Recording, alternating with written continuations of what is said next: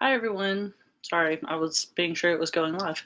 Um, Here I am with new hair. As you can see, I got it chopped off. I had enough that I actually donated it to the charity Kids with Hair Loss, so they can make wigs for children who are undergoing chemo or whatever and have lost their hair. So, had about I think 9 or 10 inches cut off. So it's definitely different, but I love it.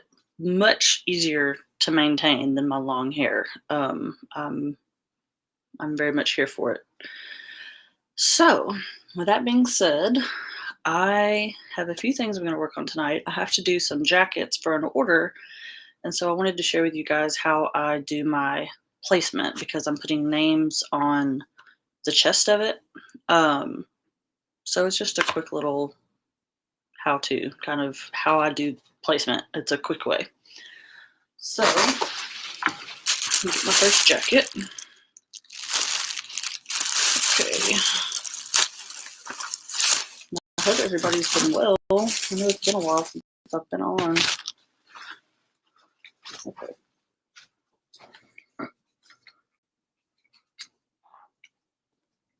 I'll lay this one with the name over there so I can remember what it says. Okay, so the first thing I do is I already have my name designs created. So the first one is the name Nick. So I'm going to pull that up, and it will tell you on the screen. Let me see if I can get you guys over here so you can see what I'm talking about, maybe. I don't know if it will reach this far.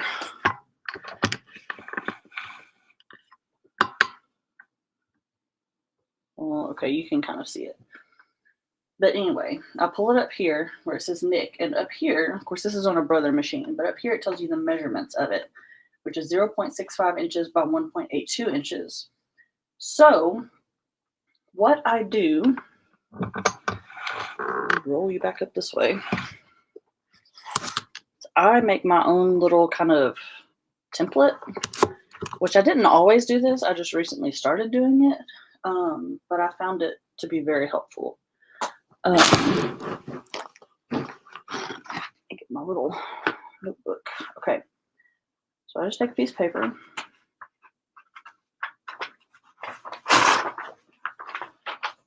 And like I say, this is not an exact measurement. It's not like 1 by 2 or something. It's exactly like that. So I just kind of round up or round down depending on what it is, just to get a general idea. It doesn't have to be perfect.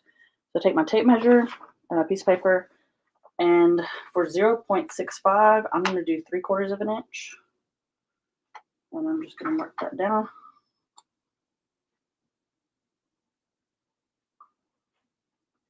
And then from there, I'm going to turn sideways. For 1.82, I'm going to measure just under 2 inches.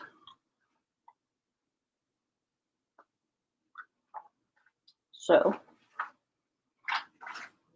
this is what I'm left with.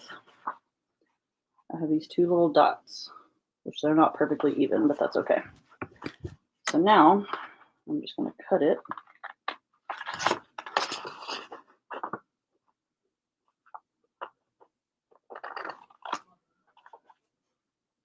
Save my extra paper. Okay.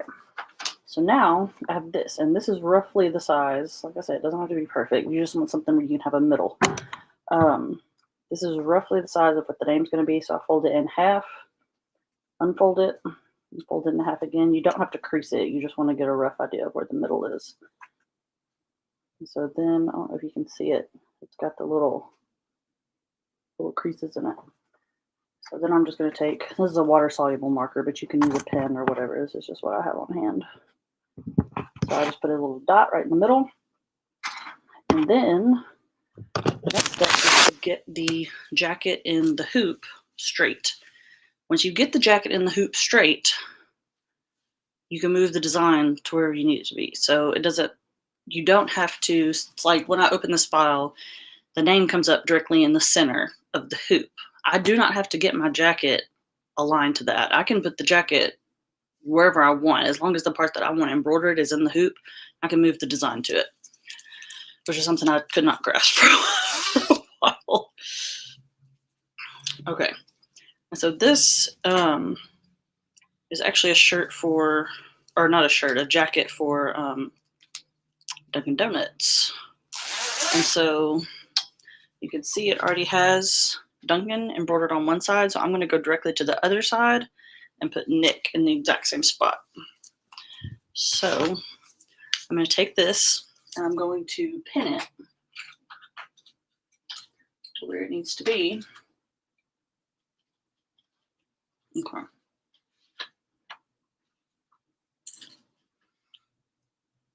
So let me pin this and I'll be right back.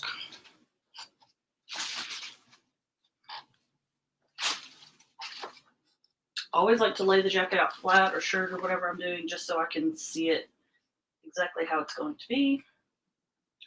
And I want to get it about as far away from the zipper as the Dunkin' is.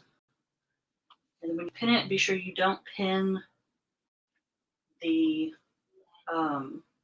back of the jacket to the front.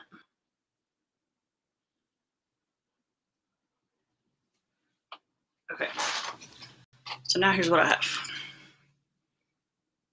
pinned on, which I know it's crooked in this, but,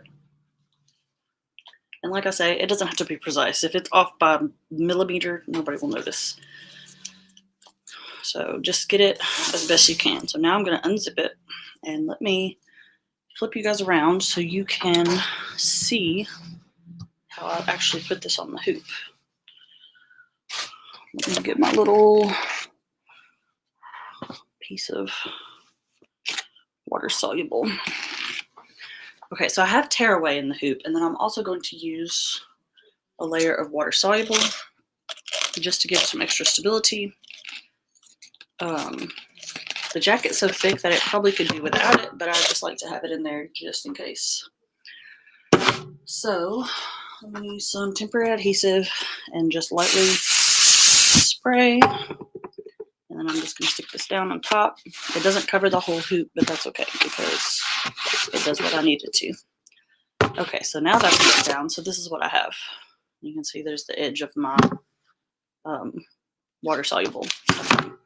So let me turn you guys. I'm sorry in advance if you see my messy room. I'm sure it's a disaster area to say the least. You know how it is. You have a kid and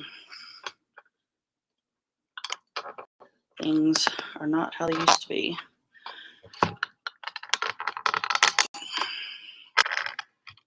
Okay. I'm gonna get this, y'all. Okay. Hopefully that will hold. I'm trying to be sure it's not falling. Okay. So now I'm gonna take my side. Here's my little pin mark. And so you obviously have two straight edges you can work with right here. So you have the side of the hoop, which is obviously straight. And then you have the zipper of the jacket, which is also straight. Now, the only time that this doesn't work exactly great is if you have, say, a shirt, probably like a women's shirt or something that has kind of a tapered collar that doesn't button straight up the front, like the collar goes out like a V. And then obviously you have to kind of tweak your alignment. But with this jacket, it zips exactly straight all the way up the neck. So I have my exact line. So I'm going to try to get this close to the top. This might not be the best video because I have to stand up and do this. Okay. So I want to try to maximize the use of the stabilizer so I can do more than one jacket on here, because obviously for just a name, you don't want to have to use new stabilizer each time. And so I'm just going to take that jacket, and you can see the zipper is just touching right there. Really, I could probably move it up a little bit, but it's okay. I'm just going to leave it. So now I'm going to take my pins and very carefully pin it. Just be sure it doesn't move.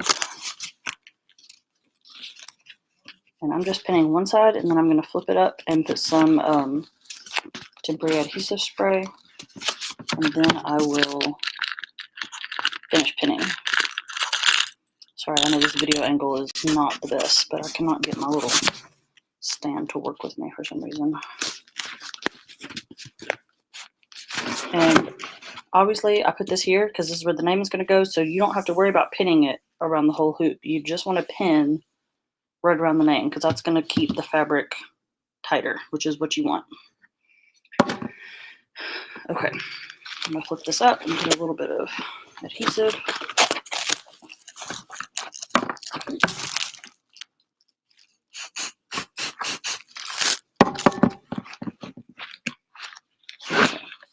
And you just want to make sure it's smooth, there's no wrinkles, nothing like that. Fill under your pin. And then I'm going to finish pinning and just work my way right around. And you can also use chalk to outline, or not to outline, but to mark on black. I would recommend using an actual like chalk from the drawing section, because I have a piece of tailor's chalk and it does not work well on this type of material. I think it's mostly designed for marking on cotton fabrics. And so when you have stuff like lycra and spandex, it does not mark well on that. And so that's kind of why I've resorted to using this, because a lot of times I would just look at it and put a mark, and that would be all I needed to do. Okay. So now it's pinned. You can see my straight edge here. So I know that it's perfectly straight. If you're in doubt, if you think it's crooked, take it off and redo it. It's much easier to repin it than it is to pull it out and restitch it. Okay. So let me flip you guys back up here once again. Okay. So now I'm going to put this on here very carefully. Especially when using tearaway, be sure, like, because I'm doing a jacket, which is kind of heavy, be sure it doesn't rip the pins out of the stabilizer, because then you're going to have to go back and do it all over again. And if you need to flip the sleeve inside out to get it out of the way, you can do that as well. Okay. Now always run my hands around to be sure that nothing is caught under the hoop, because I have sewn stuff to the hoop before. Okay, so now let me see. I'll show you guys what I am talking about. I'm trying to think of a good way to flip you guys up here. Let's try this.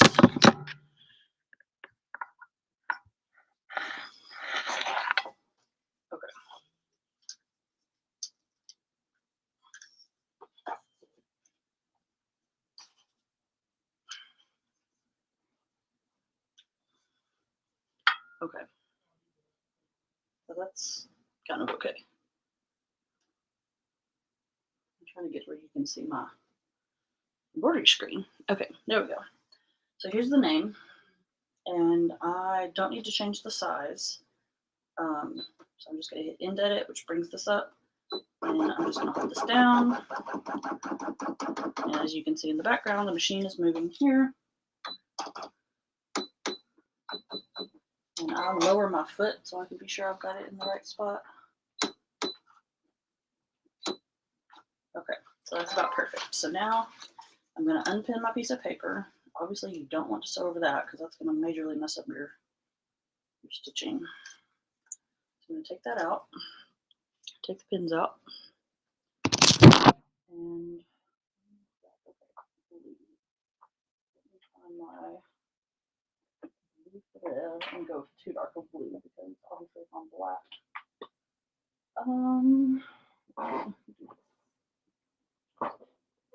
pretty standard blue.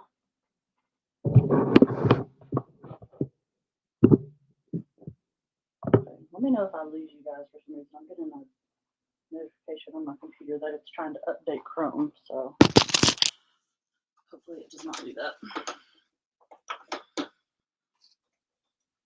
And if you're working with a really stretchy material, like jersey or something like that, then you can use a piece of adhesive, water soluble, and stick it on, and it will keep it from moving. Okay, go back and hit embroidery.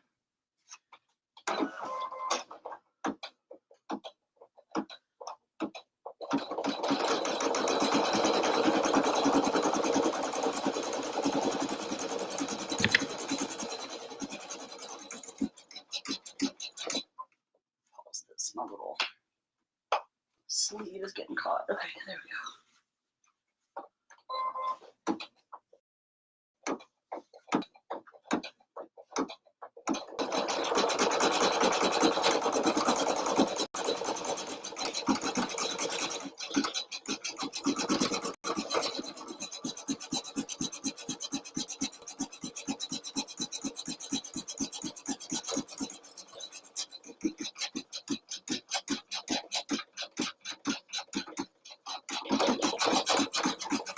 And this font I'm using is just one of the basic fonts that comes pre-installed in Embrilliance.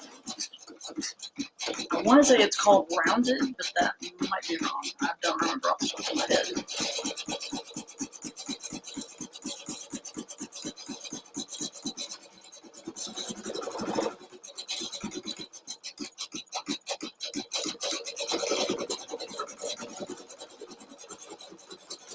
And I will show you guys as soon as this is done some kind of tips and tricks that I've learned about Embrilliance, how you can edit designs a little more in depth using essentials, which is something I had to kind of learn by trial and error, but I will share what I've learned with you guys.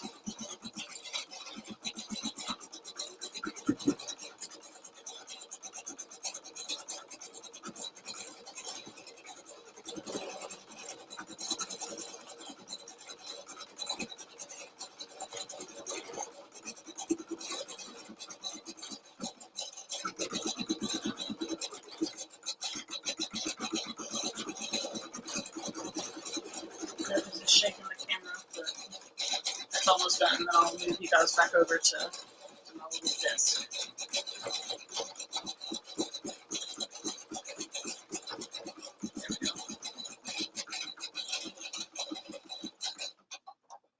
Okay, so now that is done, so let me put you guys back over here.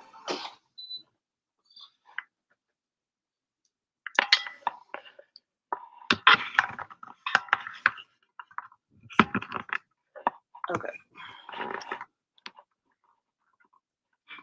Get it so I'm looking in the right spot. Okay.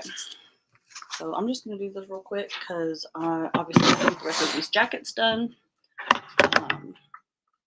But I just wanted to share with you guys kind of what I've learned how to do. Okay. So you should be able to see my screen now, I believe. So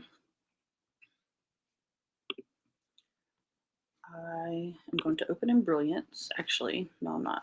Let me go back out of that. If it will load.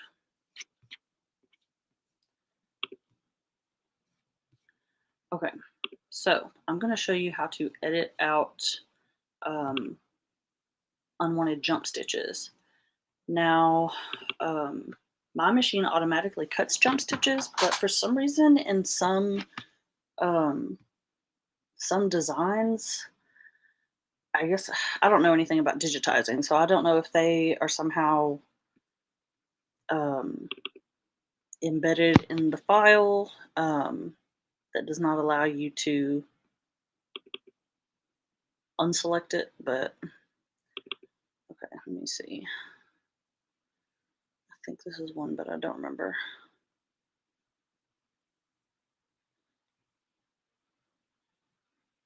I may have already edited this one.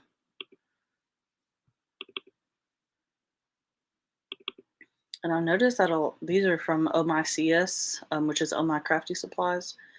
I haven't downloaded many of their designs because the majority of them do have unwanted jump stitches. I think this is one, maybe. Of course, I had this all worked out that I was going to show you guys, and now I can't find. Let me see if this is one down here.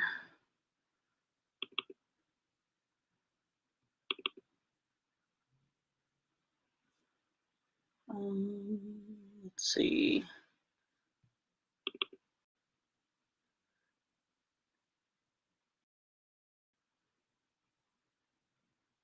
Sorry, it's loading slow. I've got a lot running on my computer at one time. Anyway, what I was saying about OMICS, I have not had a ton of luck with their designs because they, okay, this one, I can tell by looking at it, it has the jump stitches. For some reason, they leave the jump stitches in there. It is because like I said, I don't know much about digitizing, but I guess it requires you to program in a cut, and for some reason they don't do that. I don't know why. But as you can see here, you've got these two blue ones. There's a few black ones. There's one going from here to here, and around. Now, if I don't take these out, the machine will sew these. It will not cut them. I don't know why. If you know why, please let me know. Because I can adjust my, let me go back off of screen share. Okay, now I can talk to you guys. I can adjust my jump stitch settings on my machine, and it will let you change the length of jump stitch you want it to recognize. So for instance, if you're embroidering a bunch of words and you don't want to have the little tiny jump stitches, you could set it for really low, and the lower the number, the smaller the stitch that it will cut. Now, if you raise it really high, it's going to miss all those short ones, but it will cut longer ones. I hope that makes sense. But anyway, I don't know why these don't work, because with all my other ones, the jump stitches cut fine. I don't know if it has something to do with the color arrangement or what, but let me go back to screen share. Okay. So this is the design I have. And so what you can do, you can see here that the black is just the cats, and this is the phrase and like the side of the wall, the corner there, looking around. Okay, so to get rid of the jump stitches, what you're going to do is go right here to this little needle with a thread through it that has a backwards, pause, and forwards button. It says Stitch Simulator. So you're going to click that, and it's going to bring up this bar. Now you can hit play over here, and it will run through the stitches, and you can run up the speed too to go faster. But it will run through and show you exactly what is stitching. But you can see all of these jump stitches that should not be there at all. So I'm going to hit stop and then back to the beginning. You can just drag this, but like I say, you can just drag it to wherever you want, and you can see here it's all black, and here it changes to blue, which is to show you that obviously it starts the next color. So to take out the jump stitches, especially with this design, it's kind of labor intensive, but so the blue arrows are going to go stitch by stitch. So if you click it once, that's one stitch, and then it starts. So obviously the very first stitch on this design is a jump stitch. It should not be starting in the middle. It should be starting here. like I say, I don't know why it does this, and it's only happened to me on Oh My CS designs and a few other select designs, but I I don't know why. I don't know if they're using some type of um, auto digitize or something, but it leaves them in there for some reason. So anyway, what you're gonna do is you're gonna go to where it starts, and then you're gonna go one stitch up to where the jump stitch ends, so you're where it should be starting. And then you're gonna hit stop, which is going to insert a stop. And then you just pick any color, it doesn't matter. I'm just gonna pick the next one. You don't want the same color because then it will auto reattach them together. So you hit OK. Now the cat's changed to purple because that's everything after what I've just done. So now I can go back here, select the stitch, and I'm gonna hit edit, delete. Now that first jump stitch is gone. So now I'm gonna run up and you can see, move it back a little bit. Okay, so there's the stitch. So this one, obviously you don't want it to sew it. So as soon as it gets done with the eye, you want it to stop. So again, you're gonna hit stop. I'm just gonna go back to black, hit OK. And that should automatically take it out. Yeah, it does. You don't have to add 2 stops for that. So then it's gonna be the next eye.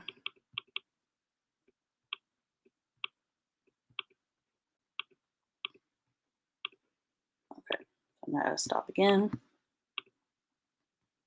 And I just keep alternating back and forth between colors. Like I said, the colors do not matter because you can color sort this when you're done and it will fix it for you. Obviously, with more complicated designs that have a lot of either repeating colors in different layers or shading or something, you probably don't want to color sort. But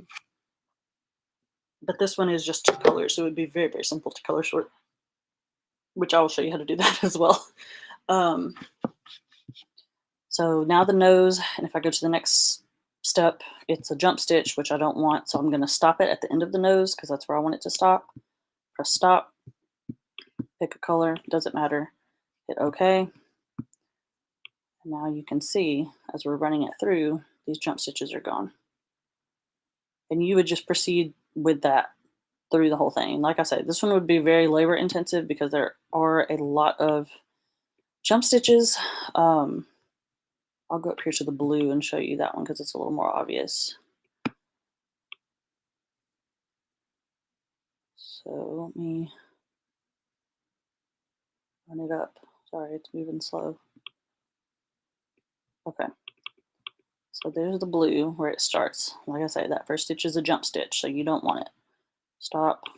I'll go to this. And then I'll go over here and select the jump stitch, delete it. And sometimes, depending on where the jump stitch is at, it will automatically delete it. And then other times you'll have to manually go over and delete it. So then you can see here it jumps from the edge of the, speed up. Sorry, I know this is like painstaking. Okay. So it jumps there. So you want it to end at where the little wall, the corner is. So stop. Let me go back to here. Okay. And as you can see, these jumps that were here are now gone. And you would just proceed with that, so on and so forth. And to get rid of this bar, you just click the same thing again. Click it to make it appear, click it to get rid of it. And now I'm back to this. So for demonstration purposes, let's just say that I had gone through this entire design and deleted all the jump stitches. Well, now I have these colors. So I'm between Berry Blast and Amber Black. So I went back and forth, back and forth. And so obviously I want everything that was originally black to be black, and I want everything that was originally blue to be blue. So I'm going to start with this eye, and I'm going to go down, which obviously if I had deleted all of the jump stitches, this would be a much longer list. But I'm going to select the first one, not hold it down, just click it one time, and then I'm going to hold down Shift and then select the next part. And that's all the stuff I want to be black. And then you're going to go right here where it says one color, select, I'm going to go to number, Black and white are always at the top number-wise. I'm going to click 1000 emerald black, and that's going to automatically make all of those emerald black. So then I want to do the same for the blue. So I'm going to click the first blue. I'm going to go to the second blue, and it will show you what's selected here is 2 different shades. So then you're going to click one color. It doesn't matter because obviously you can put whatever thread in the machine you want. It's not going to know. And so still you can see here that I have 1, 2, 3, 4, 5, 6 different colors listed, even though there are only 2 colors used. So this is not required because most likely if I saved this design, even with these multiple colors, it would automatically condense them when I put it in the machine, and it would not ask me to change colors when it's the same color back to back. But if for some reason it does not do that, or you're using a different format or machine or whatever, sorry, I was checking to be sure I'm still streaming.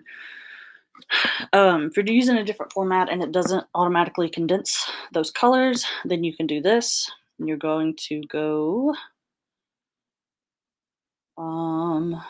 let's see, where is it? Color sort under utility right here. Color sort. Maybe. Let's try that. Maybe you have to select it first.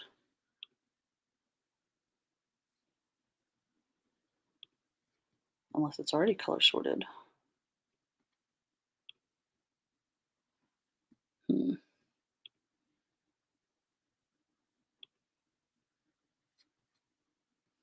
Oh, maybe it's, the other thing, maybe it's not. Let me try adding in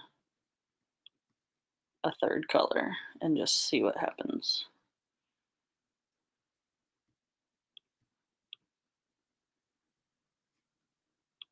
No. Well, usually it brings up a little box that says color sort. That's just threads.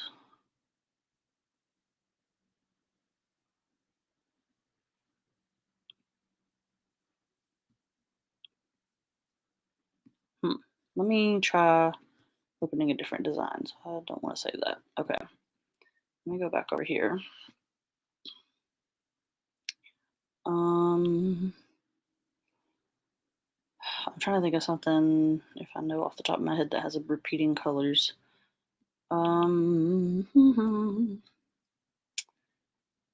Let's do this maybe.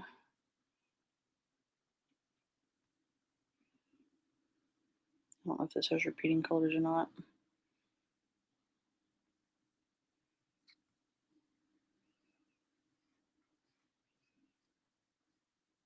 Okay, it does. So let's try it with this. Color sort. Well, y'all, I don't know why it's not coming up. Whoa, that's not what I meant to do. Okay, there we go. I'm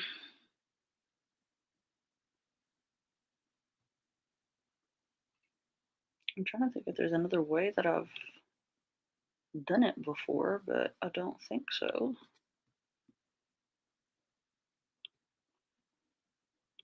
And that's kind of interesting too for the 3D stitches. You can toggle that on and off if you are not aware of that. Whoa.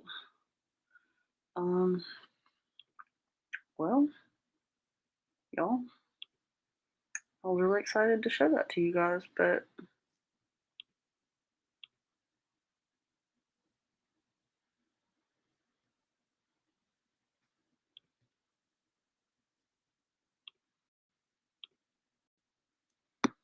I don't know why. Well, you might have better luck with it than I do. Like I say, I don't know why. Unless I have to have it selected. I don't know why. But normally what color sort does is, you can see over here, a lot of these colors repeat. So like I have moss green, another moss green, moss green, blah, blah, blah. If you do color sort, it's going to take all of those and condense them into one thing. So all of your moss greens would stitch at the same time. Now, like I said earlier, if you have a design like this that has a lot of layering and shading, you do not want to color sort because it's going to mess up those layers and it's going to mess up the shading. But in the case of the Curious Cat design, where it's only two colors, then color sorting would be a good way to save time. Let me stop screen sharing. Okay. So anyway, I hope that helps. I really wish I could get the color sort to work. I don't know why it's not working. I don't know if it's just already sorted and it's not giving me the option or what, but anyway, you can do that. I was trying to think if there's anything else in Embrilliance that I wanted to show you guys. Oh, let me show you the how to change your threads.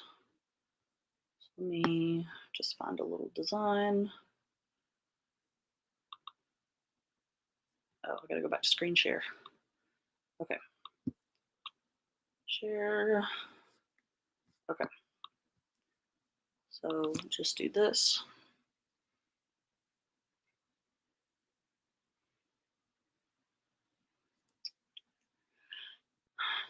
Okay. And also, here's a little tip too. This little yellow down here shows you basically when you're in like the danger zone of it being too close to the edge. And you can see here it goes away because it fits in. Now if I stretch it really big and go over and try to leave it. Okay, well that didn't work again. Oh, because it's saying it would still fit. So yeah, if I go bigger than the hoop, it's going to go to red, which is going to show you that it's not going to fit. So anyway, let me shrink that back down. Okay, so here's a few little tricks. This design is an applique design, so the key and the bow are both applique. So you can see here you've got placement stitch, tack down stitch, placement stitch, tack down stitch, satin stitch, finishing stitch, and then a finishing stitch for the bow. So, and also on the note of color sorting, which we talked about earlier, if you have an applique design, do not color sort because it's going to mess up your steps. If any of them are the same color, it's going to try to stitch them all at the same time, and you don't want that. So do not color sort applique designs. Let me just see if this one will color sort. No, I don't know. I don't know why it's not working. Okay, but for an applique design, so say I want to get an idea of what this key color would look like if it was golden instead of silver. So what I can do is I go to my first placement stitch, and I'm going to click on the color here. I'm going to go to where it says applique, and currently selected is not applique. I'm going to go to applique position, and I'm going to go to simulated, and then OK, and you'll see it filled it in. So now I'm going to go here and go back to color. So if I want to have, let me do this actually. I don't ever use Brother colors. I use Madeira. So I want to see how a gold key would look. So let's just find a gold. So now you can see it filled in if you were to use gold fabric. And then obviously you can go here and change the color of the satin stitch. And it will change to where it says applique position on that. So then if I say I wanted to do silver, I can go back up here and do that, and it will show me what it looks like with gray. And I can do the same thing for the bow. On the placement stitch for the bow, go here, applique. Actually, I'm going to select a color first. Okay, so I'm going to go there, color. I want the bow to be red, so I'm going to go up here, select red. Then I'm going to go to applique, change this to applique position, go to simulated, and okay. And now it's going to fill it in. You can see what it looks like. Now, mind you, that is not adding any stitches. It does not create a fill stitch or anything like that. This is just a literal simulation of what the finished applique will look like with that fabric in it. And I believe, do not quote me on this because I only have essentials. On Embrilliance, what is it called? It's the next level. It's not essentials. It's not alpha tricks, but it's the next level of it. I can't think of the name of it off the top of my head. But in that one, say I'm thinking I want to make the dough. I want to make the bow polka dot. So I can click that, go here, go to applique, applique material. In the next level of Embrilliance, it will let you select what type of material, and you can go to simulated, and I believe it will give you the option to create a pattern or add in your own patterns for fabric. So you can see precisely what kind of fabric you're wanting to use, see how it would look. Okay, and let me save. Okay, I'm gonna try a little. Let's just do this one. And this is a tip and trick for anybody who has a Cricut or a Brother Scanning Cut or a Silhouette, anything like that. This is something I just learned the other day. It's so easy, and I had a duh moment of like, why did I not know this sooner? So anyway, this is not. Oh, excuse me. This is not an applique design. It's just an outline. You can use an applique design, I believe, if you want. I don't know that I've tried it, but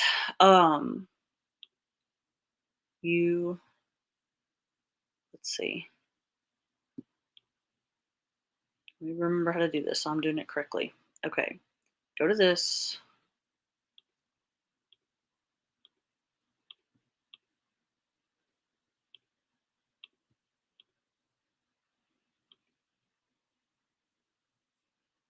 Okay. Okay. I might change this halfway through, but I think this is how you do it. It's been a minute since I've done it. Okay, so say I wanted to create an SVG out of this because I want to make this out of paper to go on a card or something. So what I'm going to do, I'm going to go to my first color. I'm going to do the same thing. Go to applique, applique position, and you're going to click simulated. You don't have to click simulated, but you can. And I'm going to bump this up. Not even that much, just a couple notches. I'm going to click save.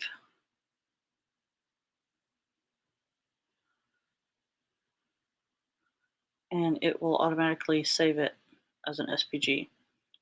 Now, I think there's a way. I was going to say, I think there's a way to do. Oh, duh.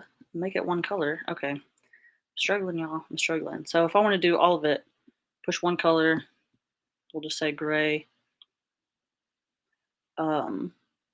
So now this is where color sort would really come in handy.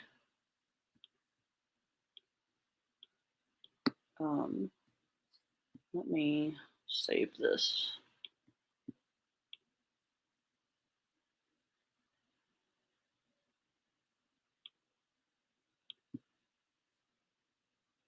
So that's going to save it as a PES. So I'm going to go back here. And I'm going to reopen it, and you will see that the colors have been condensed. Hopefully. I'll say that, and it probably won't be. Okay. No, it has. So you see you only have one color change now because it automatically condenses it for you. So then if I wanted to make an SVG out of this, I'm going to click here, go to applique, applique position. You can click simulated or not. It doesn't matter. I'm going to move this out. You don't have to move this out. Now, if you're wanting to cut out pieces for applique, then you're definitely going to want to move it out so it's not too small. But I'll move it up one, and then you click save as or save all, depending on what you want to do.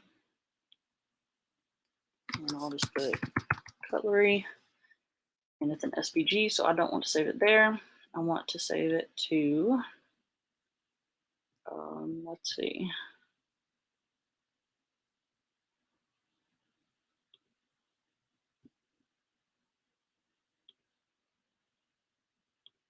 Well, if I can find the,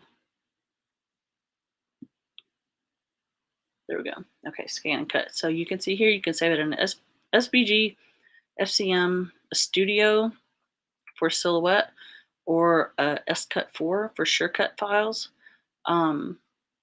Technically, I use a FCM, but I'm just going to save it as an SVG. So then you hit save. Just click OK. So now I can go to my Brother Canvas workspace, which is what I use. I also have Cricut downloaded because I used to have a Cricut. I don't anymore.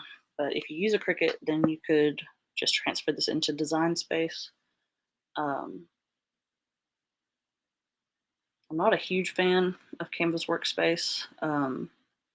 It's okay, but it's not as powerful as the Cricut software or the Embrilliance software for that matter, even though that's a completely different thing. But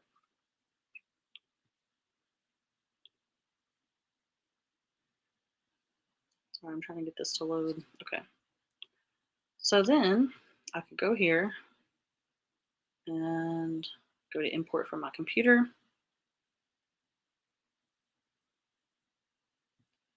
And I could go to scan and cut. I've got my cutlery SVG right there. Open. Boom. There it is. And it does create them all individually. So if I needed to move them or whatever, I can. There you go. So that's how that's done. So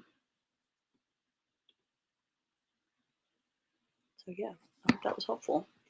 Like I say, I just discovered the SVG export trick the other day. I was trying to figure out how to do it because I was like, I know there has to be a way to save this as an SVG, and I had tried some PES to SVG conversion websites, and they didn't work.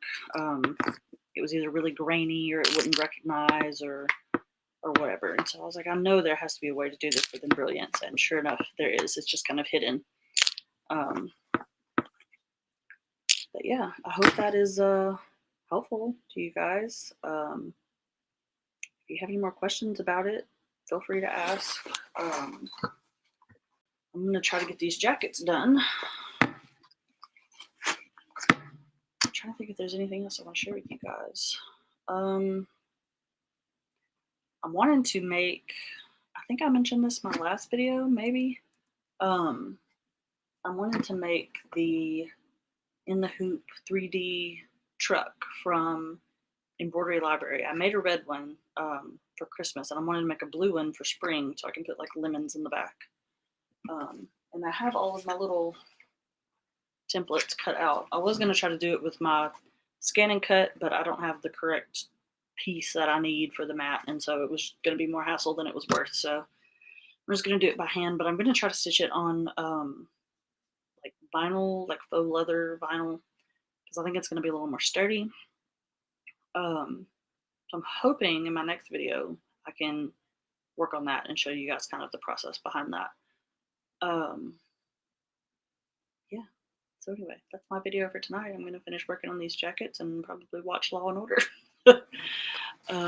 I hope you guys have a good night, and I'll talk to you soon.